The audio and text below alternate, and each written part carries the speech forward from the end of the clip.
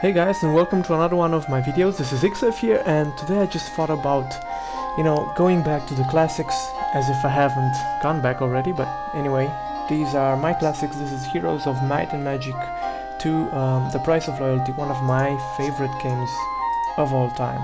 So let's just start with playing a little game on the map Slugfest. We'll just choose the knights for now, because they are, kind of the basic class of this game. So if you want to learn how to play this game, you really need to learn how to play with the knights. On this map you will receive troops from each of the types that you have, and also the first three buildings, in your city. You can add more to them. I recommend buying the book spell. So let's see what we have. We have slow, view resources, this comes in handy sometimes, and bliss. Actually all three spells come in handy. Let's just start recruiting everything that we have. When you go to your well, if it's built here, you'll be able to see all of your troops, peasants, archers, pikemen, whatever else you have. So let's see if we can recruit something, and most likely we will be able to. Some other buildings that you might be interested in are the moat, right turret, left turret. These are very important when you are defending your castle. Also, you might want to build your guardian, your castle guardian, or how is it named? The captain's quarters, exactly. And the tavern sometimes comes in handy. So sadly, I'm still having these sound problems, and that's why I had to turn the sound a bit up. Oh, it's also set to MIDI. Let's go to the opera. That should give it a much nicer vibe. This is an artifact, for those of you who do not know. You can loot them, but in this case, the rogues came out to defend it. Make sure that when you're playing this game, make sure that the options are set a bit like this, especially on the better computers. So let's go ahead and start the game. We'll just give slow to one of these guys. And right now, who's first? Oh, the knights are first. We'll just put them right here next to our archers.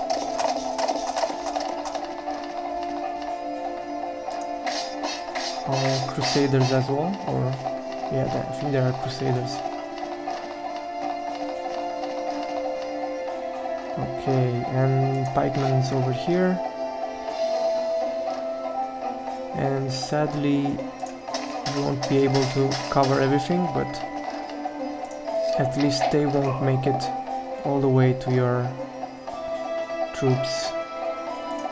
So let's see if we can use another spell. This fight is not that difficult, so I wouldn't recommend using everything that you have as spells, because as a knight it's a bit hard to get that much needed mana.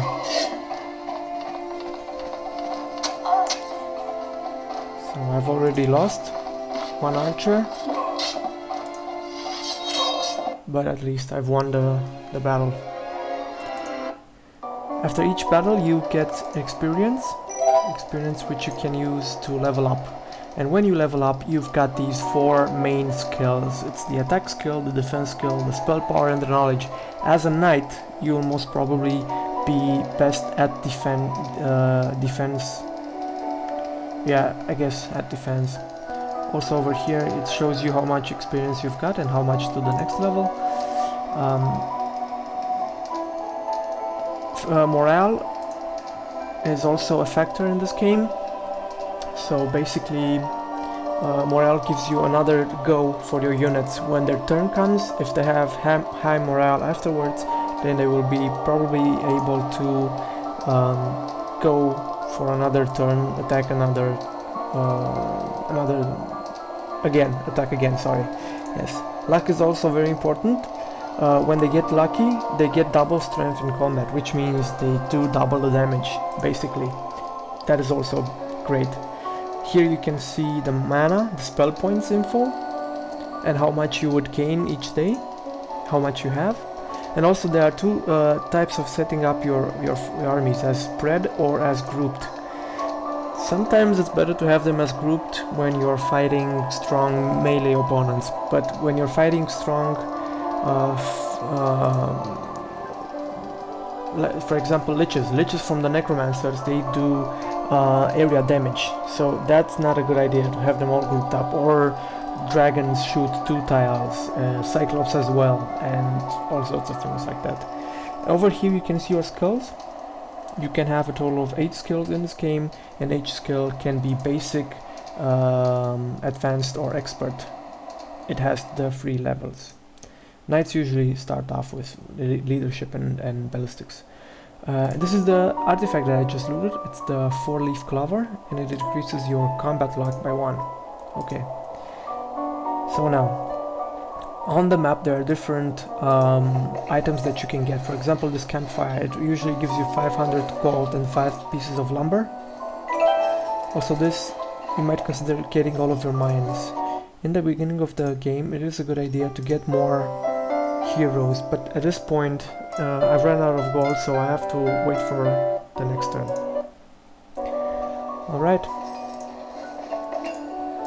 So on this map, there is one castle built basically the same as this one for each of the let's give him the peasants. Okay, and I'll just give my friend here the archers, because he needs them more than I do. Also, you can use your second hero or a hero that isn't your main hero to gather resources and basically just take mines and do all of that, you know, that work that your main hero shouldn't be doing. Your main hero should be focusing on leveling up. For example, when you get these chests, you can either go for the gold, 2000 gold, or 1500 experience. This is a lot of XP, and I usually recommend getting the XP. So right now I have double leadership or ballistics to learn from the skills. And as you can see, my defense skill went up 1 point. So basically, I'll just go with the leadership for the beginning of the game. Also, each turn you have the ability to build something new on your castle. If the castle doesn't have an X over here, then it means that it can you can build it. You can build a building this turn.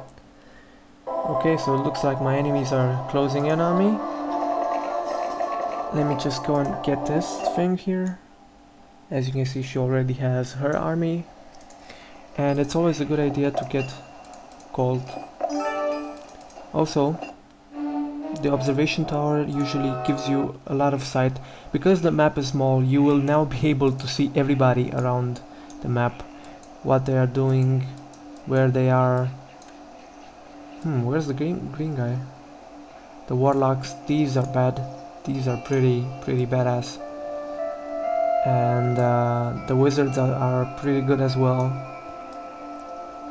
So as you can see, I'll just go through the castles.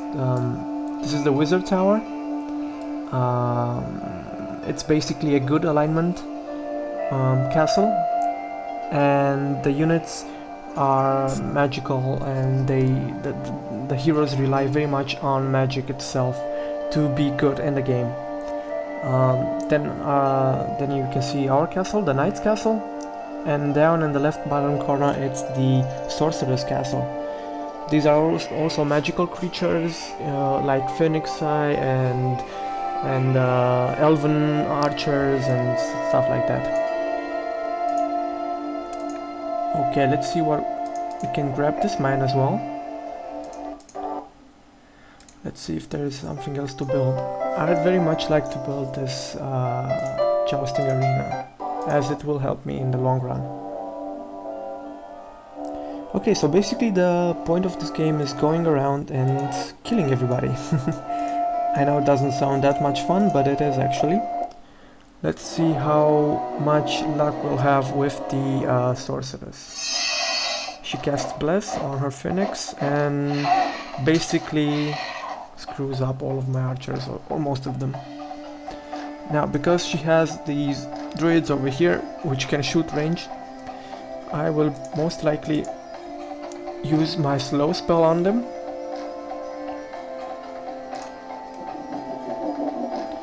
And go for the Phoenix. You have to pay attention because the Phoenix usually shoots on 2 squares. That means it can hit my swordsman as well.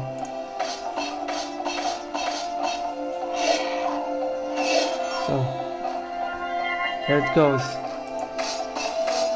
Having that extra diplomacy and you know the extra morale really helps your army, because point for point the knight's army is the weakest in the whole game. The natural growth and costs of the other armies are, well, smaller in growth and bigger costs. So you might say that the knight's army is the cheapest in the game, but it is also the weakest. For example, if we compare my cavalry, which have 30 hit points and do damage from 5 to 10, with the unicorns, they have 40 hit points and do damage from 7 to 14. So you can very well see that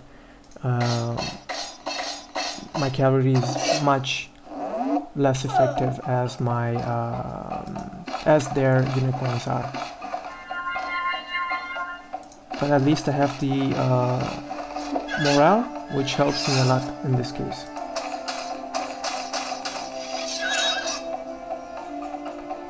Okay, I'll need to cast slow again on the druids so that they don't kick my ass this time.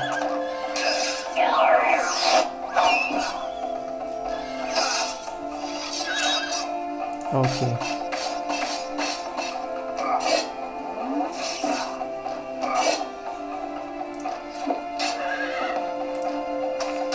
So, it seems like I've won this fight. Oh, and now I get... Logistics is very important. You can also pick estates if you want. Estates basically gives you extra money, like 100 gold pieces per turn. But logistics is very good, especially on such a small map. So let's go ahead and learn that. And I'll just go ahead and capture their castle. There's no point in keeping them alive.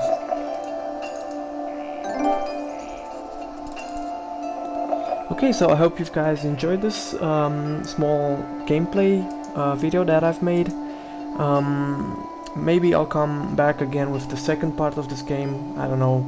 But till next time, thanks for watching and have a good day.